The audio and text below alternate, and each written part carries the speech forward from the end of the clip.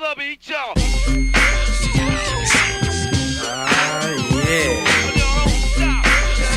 Sound good to me. Never change the ways for the world or the government. If I was the president, then I would state facts. You leave it up to me, I'll paint the White House black and ain't no future in your front.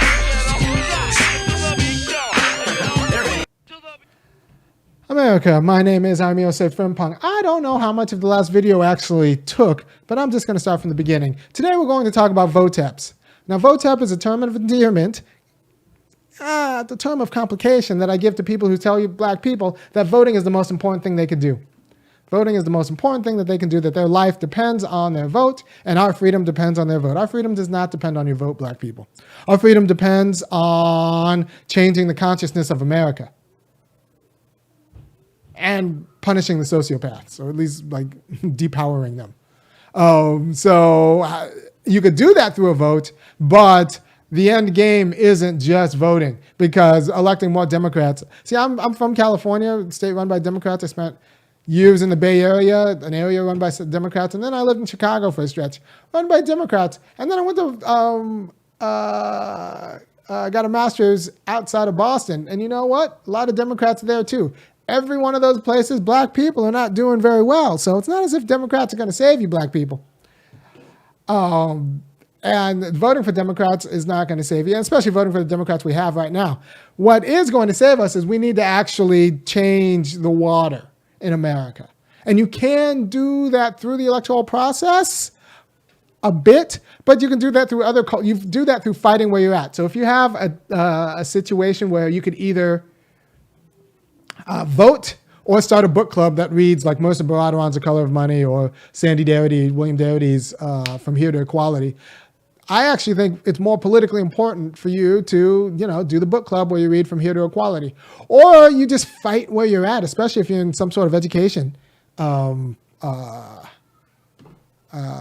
profession. You fight where you're at, and you fight hard for black people on the job. Like, you're a revolutionary all day, every day, in every aspect. I'm about to teach logic and critical thinking, and at the end of the semester, they'll learn logic and critical thinking. They'll also be revolutionaries. I'm very good at my job, and I could teach Spanish. I could teach all sorts of things, but at the end of the day, they will also be revolutionaries. I was joking around with a French teacher, and she's like, "Well, I teach French, but I guess I could radicalize my students while teaching French." I'm like, "Yeah, this is I strike, we strike, you strike, all together now." I strike, we strike. So revolution can come in all sorts of forms, and we need to revolutionize it all. So whatever you're doing, fight where you're at. If you're a parent, if you're a parent, you need to think about revolutionary parenting. Because if you're not thinking about revolutionary parenting, you'll end up like Susan Rice. And Susan Rice, I say Susan Rice because she might be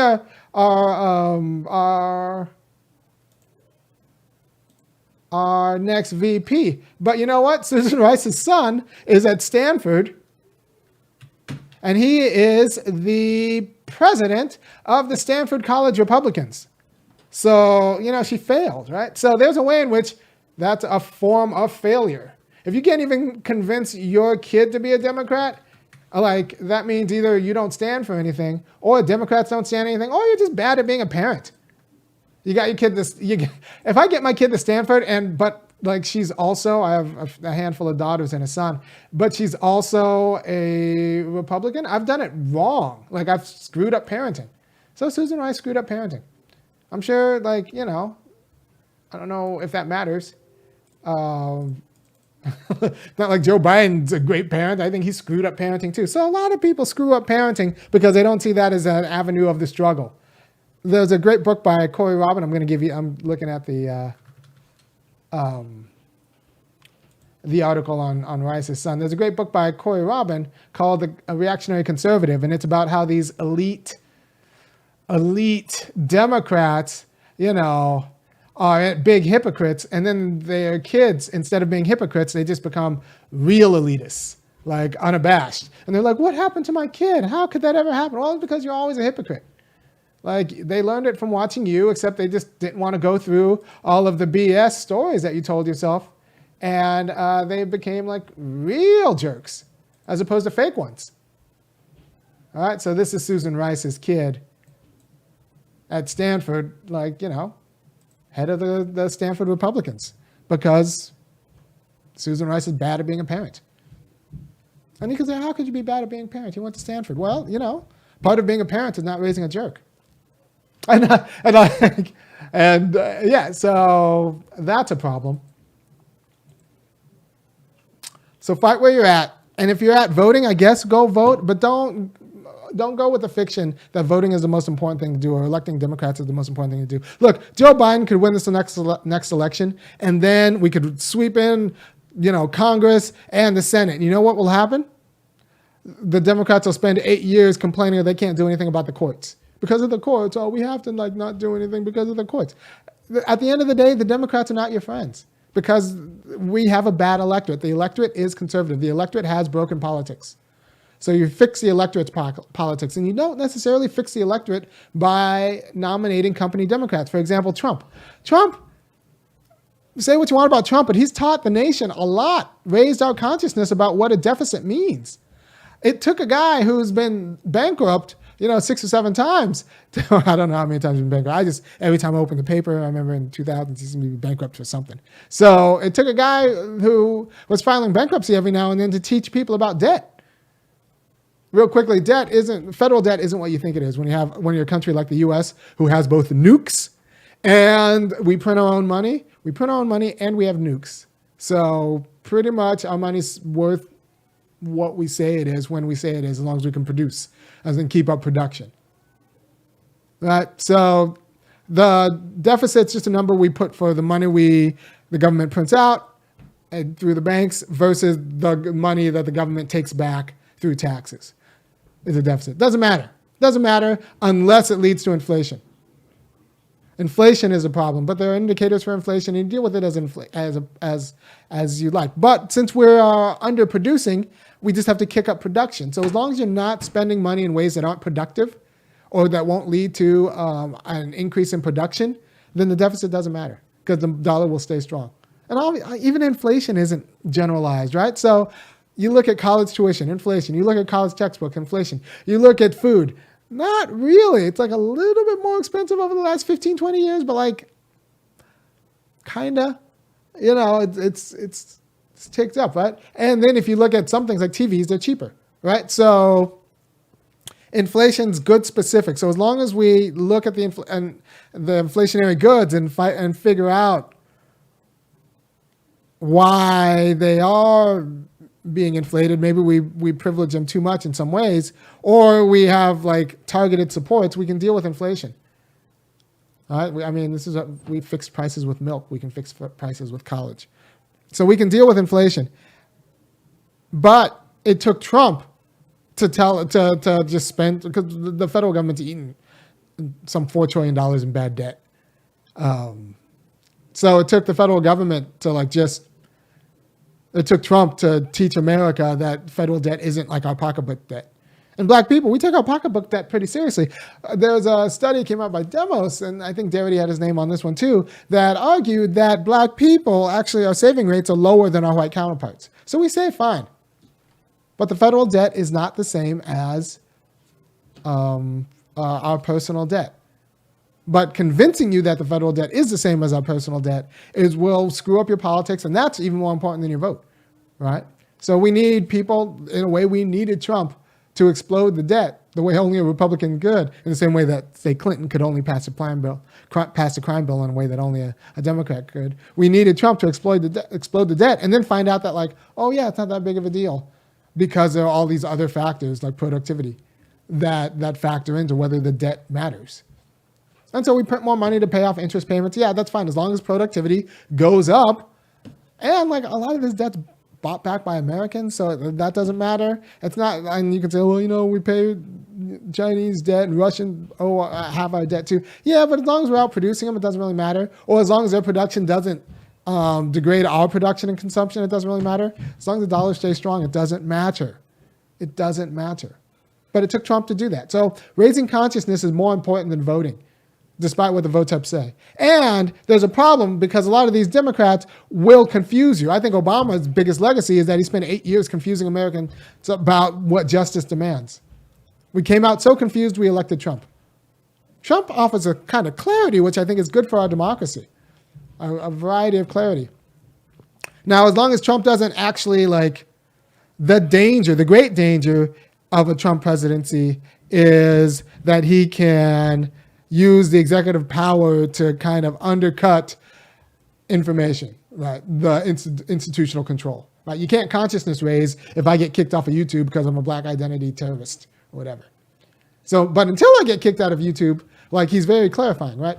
So the goal is history produces by people becoming more self-aware of what freedom demands and then institutionalizing that. That's how history kind of moves along.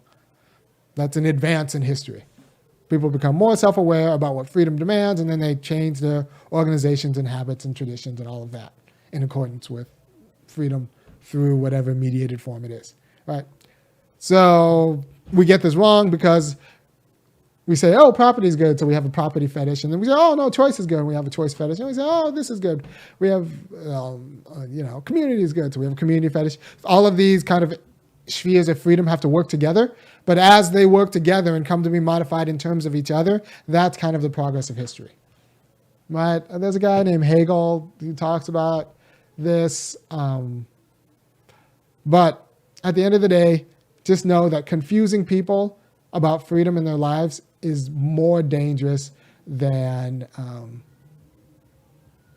it's just very dangerous, right? It's more dangerous than what you think it is. And so Trump's contribution in clarifying both federal debts and just white supremacy was actually more instructive than Obama spending 8 years confusing us. Because remember, Obama about 16 years ago today said there is no black America, there is no white America, there is the United States of America. But that's just not true. Either Obama's lying or Mercer Baradaran, and Mercer Baradaran wrote this great book called The Color of Money. Here's a clip of her saying the opposite. One of them is telling the truth. We really understand that we have a racial divide, and a lot of that is rooted in history, a history that we have yet to confront. We need to confront that history.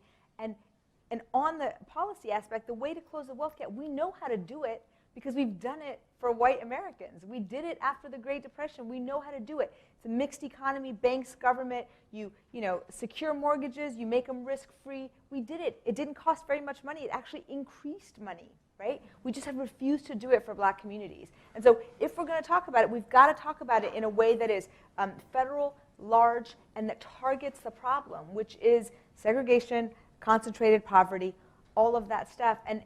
But it takes looking at the history in an honest way instead of saying, oh, well, Martin Luther King gave the speech, and now we aren't going to judge people by the color of their skin. And so, good, we're over. And, it's like the John Roberts rewriting. He says the way to stop racial discrimination is to stop discriminating based on race. And what he meant was we are now colorblind. And what we realized is we're actually not colorblind. We've never been colorblind. We have to see color again and look at it in a way that recognizes the history of color. We have to really understand. So that was Mercer Baradaran saying either I'm right or Barack Obama's right. She didn't say that, but I don't know, you could read. So either Barack Obama was telling a little fiction in order to get elected in 2004, or Mercer Baradaran's bad at her job as a wealth economist, or as a lawyer of bank and a historian of money. I think Mercer Baradaran's telling the truth, and Barack Obama was telling little stories in order to get elected, because if you say look, black people, you're broke. They've taken your money and then haven't paid it back, and you need to elect me so that I can use the force of government to confiscate your wealth and distribute it back to where it belongs. If Barack Obama had said that, it would have been more truthful. But he probably wouldn't have won the election. But the truth would have been more powerful in a way. Right? The truth would have been more powerful because people, you can't make good decisions about your life if you're confused about your situation. We got a lot of confused black people in these United States, and they're confused by design, because if you control the black mind, you control the black behind. So there's a lot of money that goes into, a good amount of money goes into the black confusion industry. And so if we can fight where we are to get our people unconfused, it doesn't matter if Republicans win. It doesn't matter if Democrats win. If our people are not confused and if everybody in America is clarified about what the fight is. Right? We need to be honest about Selma. Anybody who's been to Selma in the last 20 years knows that place is a hole. It's a pit. You know, I did a segment on this on Rising, and I think they have it on embargo because they're scared that people will be people. Well, I say that in the segment, and I think they're scared that one Selma residents will be like, "No, we have pride in our place." No, anybody from Selma knows that place is a hole. Like anybody from like the black. Like anybody from Jackson who actually like lives in Jackson and knows that Jackson needs help, and there's 50 years, 100 years of deferred maintenance in the American South. So it's not like there's some real pride in that degradation. There's like, this is the situation, we're doing the best we can, but no, we don't have the resources to do all the deferred maintenance and the labor to do all the deferred maintenance that needs to be done to make these places not like events. A very poor nation within a wealthy nation, right? So there's this idea that you can't be honest about black poverty and black degradation in the rural South, but you can actually, because the people who actually live there will be like, yep. Anybody who lives in Selma will be like, yeah, that place is not very good. My parents are from, my mom's from Lake City, South Carolina. Lake City, South Carolina, not the greatest place, not a place you want to be, right? So if you voting for any Democrat, even if the Democrat will confuse the electorate about the state of black life, is not a winning proposition if you care about black freedom. Right? So you can't, the goal is raising consciousness, and you raise consciousness through the struggle. Okay, I'll get it once I'm done. My daughter's talking to me right now. Hold on, I have to do the show for the people. I know. All right, so the goal is raising consciousness because we're in a democracy. So if the electorate's dumb or the electorate's confused about what justice needs, it doesn't really matter who the elected officer is. Because like they're going to say like, well, you know, we have to follow the electorate, or I can't really. The people aren't behind us, and so we can't do it. And this is one reason why I like Cori Bush, right? So Cori Bush just won out of St. Louis, the first district of St. Louis. She's free. She sounds like someone who's clarifying the problem. You listen to Cori Bush, you become smarter about what Americans need, right? And that is what one representative can do, because we have 435 representatives in Congress. So. It's not as if one person can I don't know, magic legislation through. What happens is you need a voting majority, and the only way you get a voting majority is if you change the electorate. But you can't change the electorate if you tell the truth to the electorate. So what one representative can do and what one representative should do is actually tell the truth to the electorate. And what an elected office does is gives you a microphone. That's not just attached to like, you know, your home studio, but is attached to Fox News or MSNBC. That's what an elected office does. A lot of people are scared to use that microphone because if you use that microphone the way I would use that microphone, it might screw up your after work, might screw up your lobbying. But if you actually use that microphone, that is what you can do as an elected official. At this stage, that is the most important part of being an elected official. That is the most important part of being an elected official. So, because you can't do anything with an electorate that blames itself or that blames the wrong people for the wrong things. It doesn't know what freedom looks like or what it entails. All right, so I try to give a quality of political education every week that will clarify the fight. Right? And right now the fight isn't necessarily voting for Democrats. Like nothing will come. Very little will come from voting with Democrats. Voting for Democrats because of Democrats. You vote for Democrats because they'll clarify the fight. And insofar as Democrats will not clarify the fight, you might not want to vote for them. Because a confused electorate does a lot of damage. A confused electorate does a lot of damage. So So what I'm going to do is tell you to beware of Voteps. I like Stacey Abrams fine. We met twice. She's as smart as anyone I know, but like, don't trust her if you actually care about going forward in freedom. She's going to tell you just to vote, and voting is the most important, but she also has bills to pay and aspirations, personal aspirations. So like, voting might be good for her, but might not be good for us. It's just good for her career, right? So there are all sorts of Voteps who will tell you the same thing. So unless the people are clarifying the fight, then don't vote for them because they're doing damage if they're Democrats. And like I said, there's a handiness in having Trump in an opposition party, insofar as he inflames all of these parts of America that we are told don't exist. I mean, I know they exist, and you know they exist, but where the company line is that they don't exist, but that company line is dangerous. That company line is dangerous. So thank you for your time. And I will see you next week.